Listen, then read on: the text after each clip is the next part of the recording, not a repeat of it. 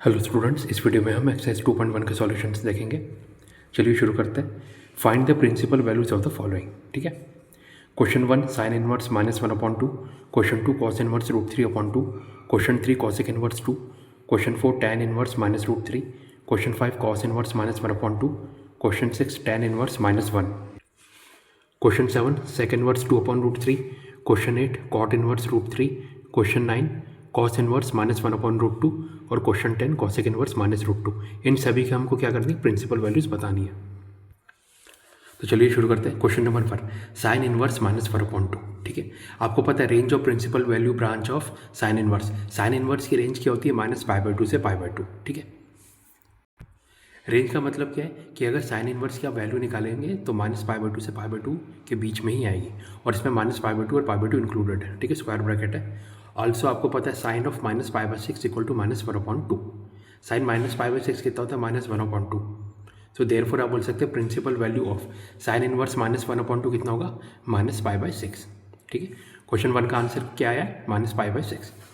Next question number 2 cos inverse √3/2 बताना है। अब देखिए, जब भी ये इनवर्स ट्रिग्नोमेट्री में आपको पॉजिटिव वैल्यू दी रहती है तो आंसर आप डायरेक्ट जो 0 से π/2 के बीच में उसकी हेल्प से बता सकते हैं।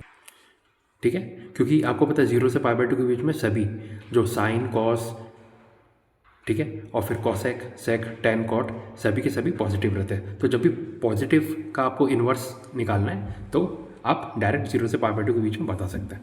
अब कॉस इनवर्स √3/2 है। Range of principal value of branch of cos inverse. Cos inverse की रेंज क्या होती है, 0 से π, 0 एंड π इंक्लूडेड। ठीक है। आल्सो आपको पता है कॉस π/6 कितना होता है, √3/2। ठीक है। Therefore principal value of cos inverse √3/2 कितना आ जाएगा, π/6। ठीक है। जब तक आपको रेंज पता है डायरेक्ट आप आंसर बता सकते हैं। तो कॉस इनवर्स की रेंज आपको पता है 0 से π, 0 और π इंक्लूडेड है। तो देयरफॉर आपको जब आप कॉस इनवर्स √3/2 निकालेंगे तो 0 से π के बीच में कौन सा एंगल है जिसके लिए कॉस की वैल्यू √3/2 है, वो डायरेक्ट आप आंसर लिख सकते हैं। Therefore principal value of cos inverse √3/2 equal to π/6। Next question number 3 cosec inverse 2। यहाँ पे भी पॉजिटिव है तो डायरेक्ट 0 से π/2 के बीच में आप आंसर बता सकते हैं। Range of principal value branch of cosec inverse equal to -π/2 से π/2। ठीक है, जिसमें -π/2 और π/2 इंक्लूडेड है, -0। मतलब -π/2 से π/2 के बीच में सभी वैल्यू एक्सेप्ट 0, और इसमें -π/2 और π/2 इंक्लूडेड है। यह है कॉसिक इनवर्स की रेंज। आल्सो आपको पता है कॉसिक π/6 कितना होता है, 2। Therefore principal value of cosec inverse 2 कितना होगा, π/6। Next tan inverse -√3। ठीक है। अब tan इनवर्स की सबसे पहले रेंज देखते हैं। Range of principal value branch of tan inverse. tan inverse का रेंज क्या होता है, -π/2 से π/2। ठीक है, इसमें -π/2 और π/2 इंक्लूडेड नहीं है। ब्रैकेट का मतलब आपको पता है ये नॉर्मल ब्रैकेट है, मतलब वैल्यूज जो कॉर्नर वाली वैल्यूज है वो इंक्लूडेड नहीं होगी, और अगर स्क्वायर ब्रैकेट होता है मतलब जो वैल्यूज है वो इंक्लूडेड होती है, ये आपको पता है। तो tan इनवर्स की रेंज क्या है, -π/2 से π/2। Also tan -π/3 equal to -√3। Therefore आप बोल सकते हैं principal value of tan inverse -√3 कितना होगा, -π/3। Next question number 5 cos inverse -1/2। ठीक है। तो range of principal value branch of cos inverse. Cos inverse की हमने रेंज अभी देखी थी कितनी थी, 0 से π, जिसमें 0 और π इंक्लूडेड है। ठीक है, स्क्वायर ब्रैकेट मतलब ये दोनों वैल्यूज इंक्लूडेड है। ठीक है। Also cos 2π/3 equal to -1/2। Therefore principal value of cos inverse -1/2 कितना होगा, 2π/3। यह आ गया आपका क्वेश्चन 5 का answer, 2π/3। Next question number 6 tan inverse of -1। ठीक है। तो tan इनवर्स की आपको रेंज पता है। Range of principal value branch of tan inverse कितना है, -π/2 से π/2। आल्सो tan -π/4 कितना होता है, -1। Therefore principal value of tan inverse of -1 कितना होगा, -π/4। ठीक है। तो उम्मीद कर रहा हूँ अब तक देखिए मैंने 6 क्वेश्चन का सॉल्यूशन आपको बता दिया हूँ। उम्मीद कर रहा हूँ आपको समझ में आ गया होगा कि हम कैसे आंसर्स निकाल रहे हैं। जो भी इन्वर्स ट्रिग्नोमेट्री है और इसके अंदर वैल्यू है, सबसे पहले जो भी गिवन इन्वर्स ट्रिग्नोमेट्री, जैसे इस केस में tan इन्वर्स गिवन है, तो सबसे पहले हम tan इन्वर्स की रेंज देखते हैं, -π/2 से π/2। इस रेंज में कौन से एंगल के लिए ये वाली वैल्यू आती है। तो tan -π/4 के लिए क्या वैल्यू आती है, -1। सो देयरफॉर जब आप tan इन्वर्स निकालेंगे तो tan इन्वर्स का आंसर हमेशा इस रेंज में ही आएगा। तो tan इन्वर्स का आंसर क्या आएगा, -π/4। तो ये क्वेश्चन 6 का आंसर आया। Principal value of tan inverse -1 कितना है, -π/4। ठीक है। Next question number 7 sec inverse 2/√3। तो ये पॉजिटिव वैल्यू है तो डायरेक्ट आप 0 से π/2 के लिए आप एंगल देख सकते हैं, ठीक है। तो range of principal value branch of sec inverse की रेंज क्या आती है 0 से पाई माइनस π/2, मतलब 0 से पाई, इसमें 0 और पाई इंक्लूडेड है, माइनस π/2, मतलब 0 से पाई के बीच में सभी वैल्यूज एक्सेप्ट क्या है π/2, ठीक है। यह है सेक इनवर्स की रेंज। आल्सो सेक π/6, मतलब इस रेंज में कौन से एंगल के लिए सेक की वैल्यू 2/√3 आती है π/6 के लिए। देयरफॉर क्वेश्चन 7 का आंसर क्या आया है, principal value of sec inverse 2/√3 equal to π/6। Okay, next question number 8, cot inverse √3, ठीक है, इसका निकालना है। तो सबसे पहले कॉट इनवर्स की रेंज देखते हैं। Range of principal value branch of cot inverse क्या होता है 0 से पाई, यह है कॉट इनवर्स की रेंज 0 से पाई। आल्सो कॉट π/6, इस रेंज में कौन से एंगल के लिए √3 मिलता है, कॉट π/6। देखिए मैंने आपको बताया था जब भी पॉजिटिव होगा तो डायरेक्ट आप 0 से π/2 के बीच में आप आंसर बता सकते हैं, ठीक है। तो कॉट π/6 कितना होता है √3। देयरफॉर फाइनल आंसर क्या है क्वेश्चन 8 का, principal value of cot inverse √3 equal to π/6। यह है क्वेश्चन 8 का answer. Next question number 9, cos inverse -1/√2। तो कॉस इनवर्स की हमने रेंज देखा था, range of principal value branch of cos inverse क्या आता है 0 से पाई, 0 और pi included. Also cos 3π/4 equal to -1/√2। Therefore question 9 का आंसर क्या है, principal value of cos inverse -1/√2 equal to 3π/4। Okay, next question number 10, cosec inverse -√2। तो cosec inverse की सब पहले रेंज देखते हैं। Range of principal value branch of cosec inverse क्या है, -π/2 से π/2 -0। इसमें -π/2 और π/2 इंक्लूडेड होगा, ठीक है। मतलब -π/2 से π/2 के बीच की सभी वैल्यूज एक्सेप्ट 0, ये क्या कॉसेक इनवर्स की रेंज। आल्सो आपको पता है इस रेंज में कौन से एंगल के लिए हमें कॉसेक की वैल्यू -√2 मिलती है, -π/4। Cosec -π/4 equal to -√2।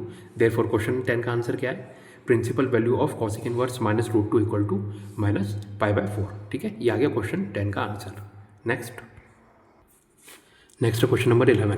देखिए क्या करना है, इसके बाद find the values of the following, ठीक है। Question number 11, tan inverse 1 plus cos inverse -1/2 plus sine inverse -1/2। Question number 12, cos inverse 1/2 plus 2 sine inverse 1/2। तो question 11, tan inverse 1 plus cos inverse -1/2 plus sine inverse क्या -1/2, ठीक है। तो सबसे पहले इन सबकी हम रेंज देखते हैं। Range of principal value branch of tan inverse की रेंज क्या थी, -π/2 से π/2। कॉस इनवर्स की रेंज क्या थी 0 से पाई, 0 और पाई इंक्लूडेड। साइन इनवर्स की रेंज क्या थी -π/2 से π/2, -π/2 और π/2 इंक्लूडेड, ठीक है।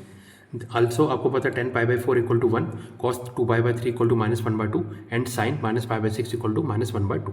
देयरफॉर आप बोल सकते हैं tan inverse 1 plus cos inverse -1/2 plus sine inverse -1/2 equal to कितना होगा, π/4 plus 2π/3 plus -π/6 equal to LCM लेंगे डिनोमिनेटर का कितना आएगा 12। तो कितना आएगा 3π plus 8π minus 2π/12 equal to 9π/12 equal to 3π/4, ठीक है। सो क्वेश्चन नंबर 11 का आंसर क्या है हमारे पास 3π/4। नेक्स्ट क्वेश्चन नंबर 12 देखते हैं। Cos inverse 1/2 plus 2 sine inverse 1/2। देखिए दोनों ही वैल्यूज पॉजिटिव है तो डायरेक्ट आप 0 से π/2 के बीच में एंगल दे सकते हैं, ठीक है। Range of principal value branch of cos inverse की रेंज क्या होती है 0 से पाई, 0 और पाई इंक्लूडेड। साइन इनवर्स की रेंज होती है -π/2 से π/2, -π/2 और π/2 इंक्लूडेड, ठीक है। आल्सो आपको पता है कॉस π/3 इक्वल टू 1/2 होता है, साइन π/6 इक्वल टू 1/2। देयरफॉर आप बोल सकते हैं cos inverse 1/2 plus 2 sine inverse 1/2 equal to π/3 plus 2 into π/6। 2 से 6 को कैंसिल किया 3 टाइम्स, तो क्या है π/3 plus π/3 equal to 2π/3। So question 12 का फाइनल आंसर क्या है 2π/3। Question number 13, if sine inverse x equal to y then. आप चार ऑप्शन देखते हैं ABCD में, y की रेंज निकालनी है। y की रेंज मतलब साइन इनवर्स x की रेंज। अब साइन इनवर्स की आपको रेंज पता है -π/2 से π/2, -π/2 और π/2 इंक्लूडेड। तो y की रेंज भी क्या होगी -π/2 से π/2 और -π/2 और π/2 इंक्लूडेड होने चाहिए, ठीक है। ये देखिए question 13, range of sine inverse क्या होता है -π/2 से π/2, -π/2 और π/2 इंक्लूडेड होने चाहिए, ठीक है। तो चारों ऑप्शन में आप देख सकते हैं A और C तो पहले ही कैंसिल हो जाएगा, ठीक है। बचा क्या B और D। अब -π/2 और π/2 इंक्लूडेड होने चाहिए, तो यहाँ पे तो इंक्लूडेड है, यहाँ पे इंक्लूडेड नहीं है, तो ऑप्शन क्या है B। क्वेश्चन 13 का आंसर क्या है B, -π/2 less than equal to y less than equal to π/2, ठीक है। Next question number 14, tan inverse √3 minus sec inverse of -2 is equal to. तो question 14, tan inverse √3 minus sec inverse of -2, ठीक है। Range of principal value of branch of tan inverse की range क्या होती है -π/2 से π/2। सेक इनवर्स की रेंज होती है 0 से पाई, 0 और पाई इंक्लूडेड -π/2, ठीक है। मतलब 0 से पाई के बीच में सभी वैल्यूज एक्सेप्ट π/2 आपको पता है। देयरफॉर अब बोल सकते हैं tan inverse root three minus sec inverse of minus two कितना होगा,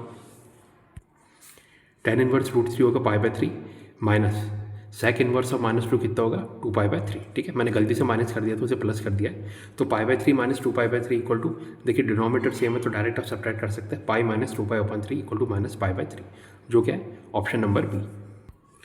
तो क्वेश्चन 14 का आंसर क्या है, option B minus pi by three. ठीक है, तो स्टूडेंट्स यहाँ पे आपके एक्सरसाइज 2.1 के सॉल्यूशंस कंप्लीट होते हैं। Thank you.